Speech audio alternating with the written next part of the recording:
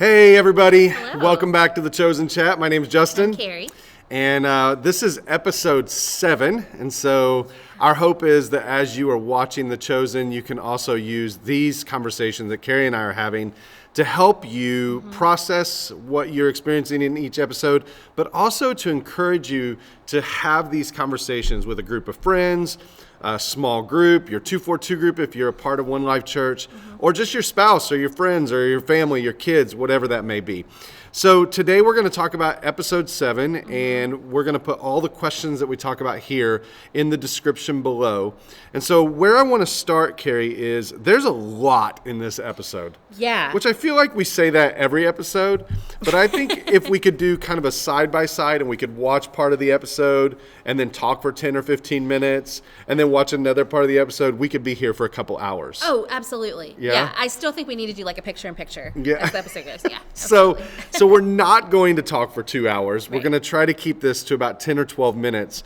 So we're not going to cover everything, but I hope that you watch what Kerri and I do here, and it sets an example for you on how you can interact with the content. All right? So what part of this episode grabbed your attention? I know there's a lot, but which part would you say that part just, I wanted to pause it and sit with it for a while?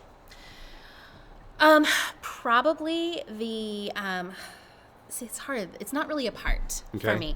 It's this whole idea that we've got these two episodes, Matthew and Nicodemus, and they're both having to wrestle with everything they've always known, and then they meet Jesus. And they're having to process, do I need to stick with what I know, or am I going to take a leap? And kind of this idea of, especially when, just sort of the difference when Jesus tells Nicodemus, follow me, and Nicodemus is like, He hesitates. Yeah. And all the things fly through his mind of like, I have a grandson, I am very well respected, I am wealthy, I am old, I am established. I think that was the moment that grabbed my attention the most because it's so real. Yeah. So real. For me, there was so many things. I love that the episode started with Moses and Joshua. Yeah. And I actually rewatched it before we recorded this, and that scene, I don't remember that scene grabbing my attention the first time I watched it, but this time for some reason that interaction and Moses trying to help Joshua understand, like, look, man, God has told us to do this. I know it doesn't make sense. I know the Red Sea didn't make sense. There's something going on in my life right now where it's like, God has told you to do this, now remain faithful. Yeah. And so that was one part. The other part was, if I really zoom in, was when Jesus embraces Nicodemus. Oh, yeah. And so I feel the tension between the way that Nicodemus responds with a hesitation and the way that Matthew responds. He just gets up from the like, taxi and he goes. But I love that Jesus meets us right where we are. And Jesus' response to Nicodemus, it's still an extreme call. Absolutely. But he says, take time and think about it. And he gives Nicodemus that space, and then he embraces him. He doesn't say, well, you hesitated, now you're out. Exactly. But instead, his embrace, which brings Nicodemus to tears, I mean, it was just really beautiful. What we talk about this, which character did you resonate with the most in this episode? Yeah. I don't often say this. Okay. But Peter. Oh. Peter in this episode. Why? The idea of, like, so Jesus has called him. Yeah. And he's got his mother-in-law is sick. He's the only married disciple. I was like, what is he called at this point? Disciple. He's not apostle yet. And he's trying to keep all of that hidden because he's worried Jesus is going to change his mind. I resonate with that so much. Wow. With being a mom, being a wife, kids get sick, groceries have to be done, meals have to be done, and a lot of times I try to hide that part. And I'm like, no. I've got this. I can do it. I can do it. I don't have anything else going on back here because I feel like if I let my life get in the way, Jesus is going to be like, oh, Kerri, you're right. Yeah, you can't You got do too this. much. You got too much. And when Eden's like, he's not going to change his mind. He called you. Yeah. I'm like, that's right. Yeah. Yeah. Wow. That's good. I think for me, it was Moses. And I think that, man, sometimes God calls us, and this is the theme of the whole series. We see it with Nicodemus. We see it with Matthew. Like, we see it even in his conversation with the two disciples around the campsite, and he's saying, like, don't you want to have a place where you call home? And Jesus is like, no, I'm just, and there's this challenge to trust when God calls us, to trust that God's way is the best way. Yeah. And whether that's, creating the cross image with the snake on it, and he's like, he tells Joshua's like, this is insane. The people are going to think you're crazy. Right. And God's like, or Moses says, but do you remember when God calls us through the Red Sea? Right. Like, God calls us to things that may not make sense. He tells Nicodemus there's mystery in it. Like, there may be mystery. We may not have all the answers. We may not have the steps laid out in front of us. We may not know where we're going. Even Matthew's like, where are we headed? What do we do now? Right. We may not have the plan, but we trust that God has called us to something and he is faithful. Yeah. And so I think for me, it was right from the beginning of that resonation with that conversation between Moses and Joshua. So we explore what part of the content of the video grabbed our attention. We explore what character we resonate with the most. Then hopefully that leads us to some good news. So what is the good news that you feel like is just speaking to you from this episode? What's the good news? So the good news for me is when I feel like, I've said this so many times in my life, where I feel like I wait and I wait and I wait for God to move. And then in the course of 24 hours, God pushes me off a cliff. And in a good way. Like, it's time to go. And I'm like, But this was so encouraging to me that God's been doing this since Exodus. And God has never failed. Yeah. And if I feel like it's scary and it's too big for me and I can't do this, I'm in good company. Yeah. And also I can have great examples of people who did it anyway. That's good. That's good.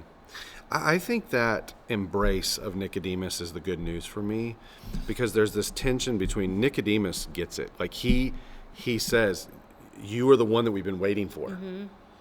He gets it, but there's also a tinge of doubt and hesitation that describes my soul so well.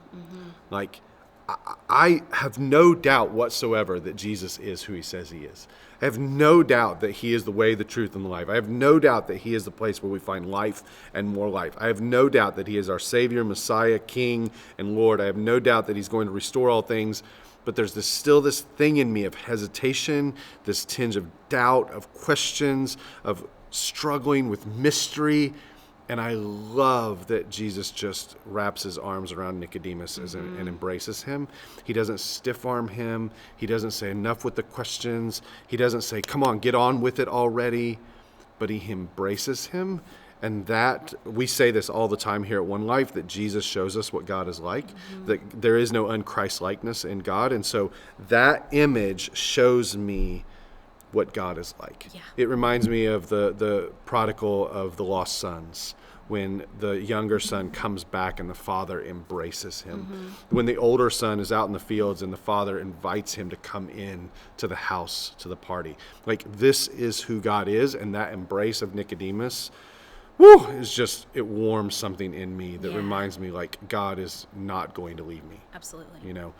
So why do you think it is so difficult to believe the good news that both of us proclaimed? Why is it difficult for you to believe the good news that you heard from this episode?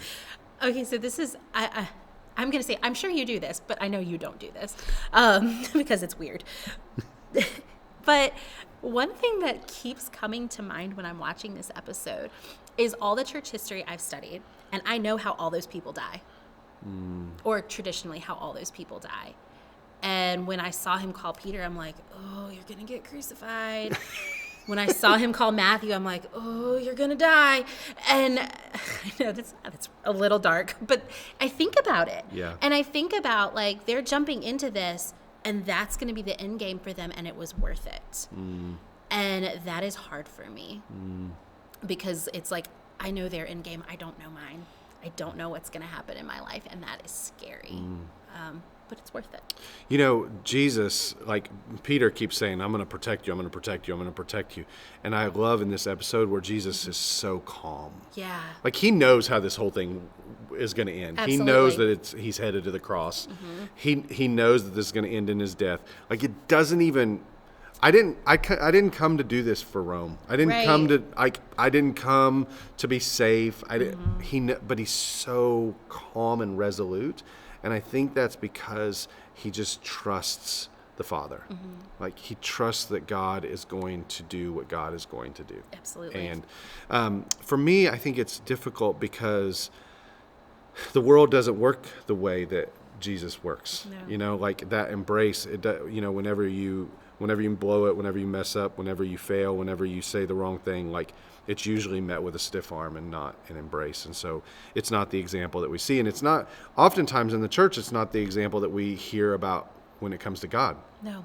Like usually God is more vengeful. God is more like he is at a distance, especially whenever we fail, whenever we sin, whenever we do the wrong thing. And so this picture of God that we see in the person of Jesus doesn't usually match up with the God that I have in my head. So, yeah. Last question, and then we'll land the plane here. What is the action step for you? What is the action step for you? Get used to different. This is my favorite line. One of my favorite lines in the whole series, where this is not safe. This is not the comfortable life that is the American dream. You know, get used to different. Do it anyway, and get comfortable with the uncomfortable. There was a scene at the end where Matthew took off the ring. Did you notice that? Yes. And that was the Roman signifier. Yes, right? He could seal things. He took that ring off and handed it to Gaius. Is that right? And man, there's something about that of and then Jesus is having this conversation with Nicodemus about leaving. You want me to leave all of this? I don't know what my action step is, but there's something there for all of us. That we're going to die to ourselves. We're going to pick up our cross and follow Jesus.